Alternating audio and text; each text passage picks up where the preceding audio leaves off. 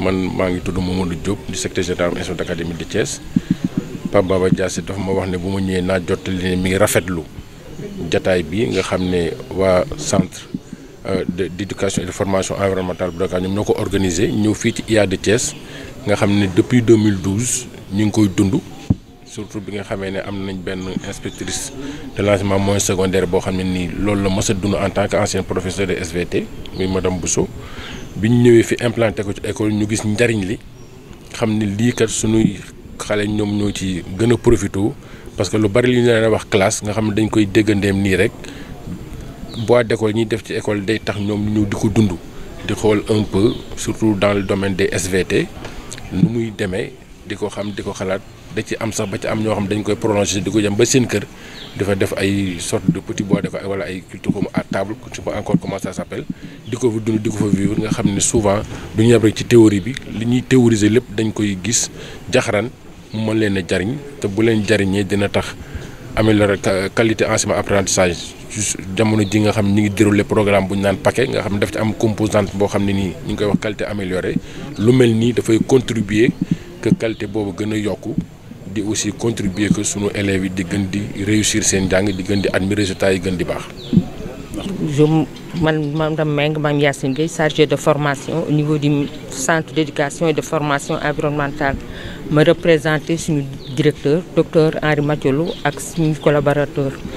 li may wax mooy damay remercier d'abord inspection académique bu Thiès parce que chaque fois que ñu solliciter leen ñoom ñu accompagner ñu ñëw nekk ak ñun ci session de formation bi ba mu jeex boîte d'école bi ba mu jeex ba pare li ma leen di remercier mooy c'est pas évident vacances nga convoqué enseignant mu ñëw alors gis ngeen mobilisation bi enseignants yi ñuy convoqué ñoom ñëpp ñëw nañu donc c'est un plus pour nous pour ñu accompagner ñu mën a def suñu session de formation bi. Session de formation bi premier jour bi ay présentation lay doon pour ñu renforcer leen ci seen apprentissage au niveau des enseignements ak élèves yi. Deuxième jour bi lañuy dem ci lycée Amary Ndack Seck installé fi boîte d'école renforcer boîte d'école bi nga xam ne installé woon nañ fa mais defaale tamit ay fosses compostières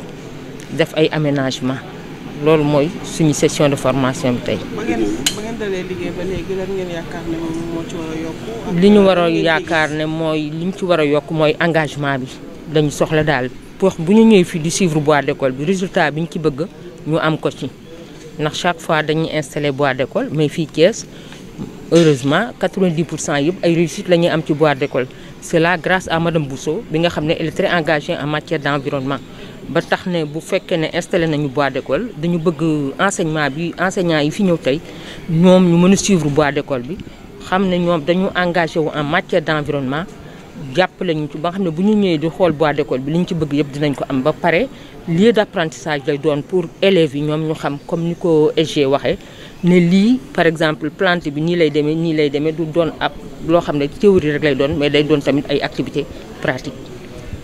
fii ci centre forêt di ci pour ñaari fan ñuy waxtaan di xalaat ci li ñuy wax éducation environnementale boobu nag da doon loo xam ne lu am solo la ndax ci ministère environnement ak développement durable parce que bu ñu ko waxee développement durable bu ngeen gisee les objectifs du millénaire yëpp doon changé léegi ñu ngi wax objectif développement durable. bu ñu waxee objectif développement durable il faut que ñu xalaat il faut que ñu jël en charge volet environnemental bi nag yaatu na mais defe naa ne loolu xalaat bu rafet la ba tax na cellule bi li ñu doon cellule ñu jël ko def neme ko léegi centre éducation environnementale éducation ak formation environnementale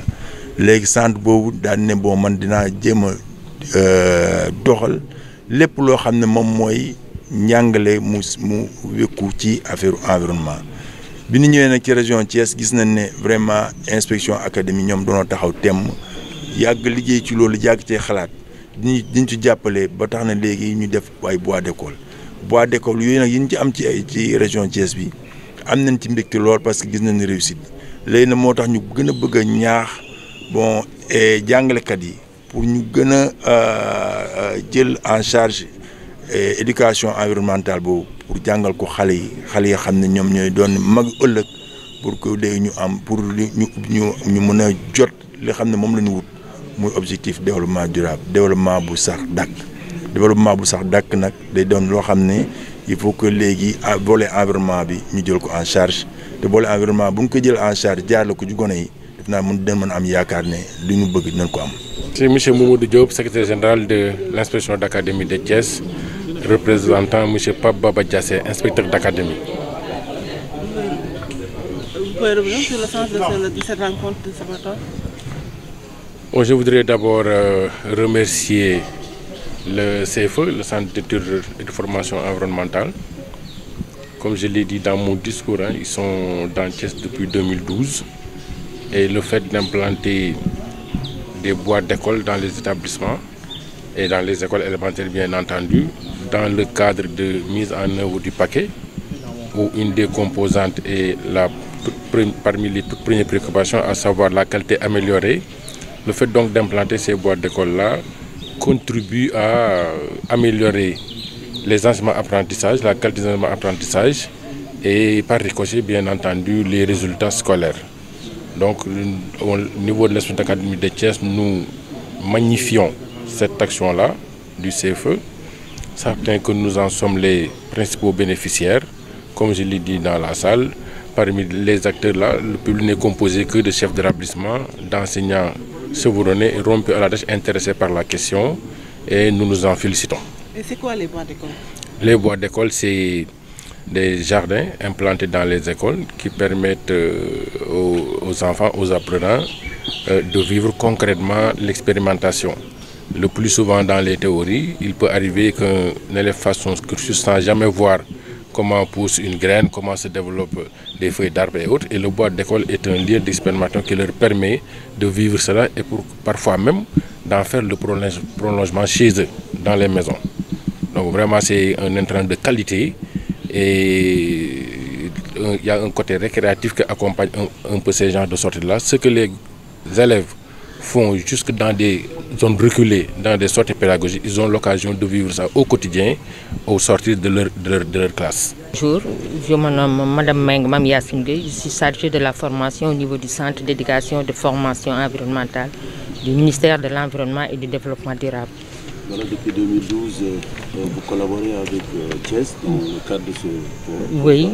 d'abord remercier l'inspection académique qui nous a toujours accompagnés dans nos sessions de renforcement de capacité. On a toujours travaillé avec les établissements de Thiès pour nos boîtes d'école que nous installons partout dans un programme national. Donc, à travers Mme Bousso, nous remercions l'inspection académique, mais aussi nous remercions tous les enseignants qui sont présents aussi. Parce que ce n'est pas évident de convoquer les enseignants en session de formation pendant les vacances. Est-ce que vos attentes depuis 2012 sont atteintes ou bien sont... Oui, à Thiès, on peut dire que nos attentes nous sommes satisfaits. Parce que nous voyons que tous nos boîtes d'école qui sont installées à Thiès sont bien suivis par l'inspection académique. Mais aussi, nous avons aussi des enseignants très engagés en matière d'environnement qui suivent ces boîtes d'école. Qu'est-ce que vous comptez améliorer? On compte renforcer les capacités des enseignants par exemple les thématiques qui vont suivre après par les présentations sur l'importance des forêts, ensuite sur le changement climatique et le développement durable, mais aussi le compostage, parce que nous allons faire aussi au niveau du deuxième jour des activités pratiques sur le terrain, c'est-à-dire l'installation de boîtes d'école, mais aussi le renforcement de certains boîtes d'école qui étaient installés, mais aussi le compostage. Merci beaucoup. Là, je dirais que ce programme de boîte d'école ou bien éducation environnementale entre en droite ligne dans le cadre de la gestion de la dimension environnementale. Et je dirais que le ministère de l'Environnement et du Développement durable cherche toujours à faire atteindre les objectifs de développement durable et qui parle d'objectifs de développement durable pense nécessairement à la dimension environnementale. Donc là, je pense bien que c'est dans ce cadre que même le ministère de l'Environnement et du Développement durable a pensé rehausser la cellule qui était la cellule d'éducation environnementale en un centre d'éducation et de formation environnementale pour permettre de prendre en charge cette dimension environnementale au niveau surtout de la formation. Et c'est pour cela qu'aujourd'hui nous sommes là. Et là, je dirais qu'avec cette formation qui est aussi importante, ça va nous permettre donc, aux différentes écoles, mais je vais dire donc, à l'éducation de manière globale, de prendre en charge donc, ce volet et aussi de l'inculquer surtout au niveau donc, des différentes écoles. Ce qui fera que, bon, parce qu'on sait que l'école c'est le creuset du savoir. Et c'est ce qui fera que bon, les enfants vont prendre en charge déjà dès le bas âge donc, la dimension environnementale. Et là, on va contribuer nécessairement donc, à l'atteinte des objectifs du développement durable.